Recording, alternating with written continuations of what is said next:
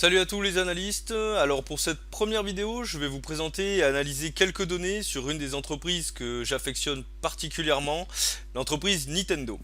Pour commencer, Nintendo est une multinationale basée à Kyoto au Japon et qui évolue dans le secteur des consoles et jeux vidéo.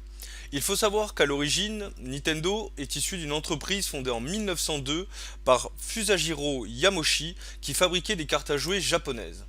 C'est en 1951 qu'elle prend le nom de Nintendo, soit il y a presque 80 ans. L'entreprise est relativement pionnière dans le secteur des jeux et consoles et elle a sorti en 1977 sa première console de jeux vidéo, la TV Game 15. C'est en 1983 que l'aventure commence réellement puisque Nintendo sort la NES, Nintendo Entertainment System, elle devient leader du marché et elle a vendu depuis près de 4,7 milliards de jeux vidéo et 750 millions de consoles. Mais Nintendo, ce n'est pas que des consoles de jeux, c'est aussi et surtout des licences très connues. Donkey Kong, Zelda, Mario, Luigi, Game & Watch, Metroid, Pokémon et bien d'autres qui composent l'univers Nintendo et sont déclinés dans beaucoup des jeux présents sur les consoles de la marque. Bref, l'entreprise de cartes à jouer a bien grandi, mais ça donne quoi en chiffres? Tout d'abord, Nintendo, c'est 6000 salariés partout dans le monde. L'entreprise réalise ses ventes sur trois principaux marchés, les États-Unis étant le principal marché avec 45% des ventes, puis l'Europe et le Japon avec environ 25% chacun, et le restant dans le reste du monde. Comme nous allons le voir, la réussite financière de Nintendo et notamment son cours de bourse sont étroitement liées au succès des consoles qu'elle va sortir. Comme vous pouvez le voir sur le graphique, la Wii et la DS ont été parmi les best-sellers de la marque et ont boosté l'entreprise, alors que le lancement en 2011-2012 de la Wii U ne semble pas convaincre, mais alors pas du tout. On est sur la fin de la période Wii et l'échec de la nouvelle Wii U met à mal l'entreprise et ses résultats.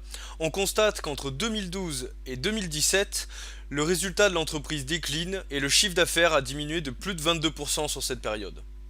Il fallait donc un nouveau souffle et cette relance a été annoncée en 2017 sous la forme de la Nintendo Switch qui a fait un énorme carton.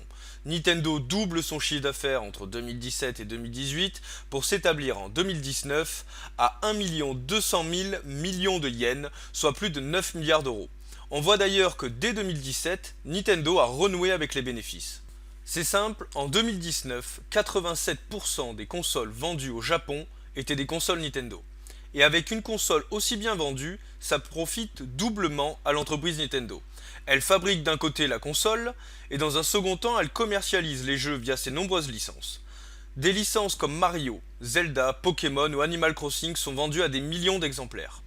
Pour aller plus loin, en France, Nintendo place 9 de ses licences dans le top 20 des jeux les plus vendus en 2018 et 12 de ses licences dans les jeux les plus vendus en 2019. Gros carton donc. Ce succès se voit dans les chiffres, mais également dans le cours de l'action Nintendo que nous avons vu un peu plus tôt. Il a été multiplié par 6 entre 2012 et 2021. Respect, non? Mais si l'entreprise affiche aujourd'hui des résultats impressionnants, avec un chiffre d'affaires, des bénéfices, un cours de l'action en progression, il ne faut pas oublier qu'elle évolue dans un secteur très concurrentiel. Ses deux principaux concurrents, et ses concurrents historiques, sont notamment Microsoft avec sa Xbox et Sony avec sa PlayStation. Pour vous donner un ordre d'idée, le chiffre d'affaires de Microsoft c'est 43 milliards, celui de Sony c'est 65 milliards, et on a vu que Nintendo était aux alentours de 9 milliards.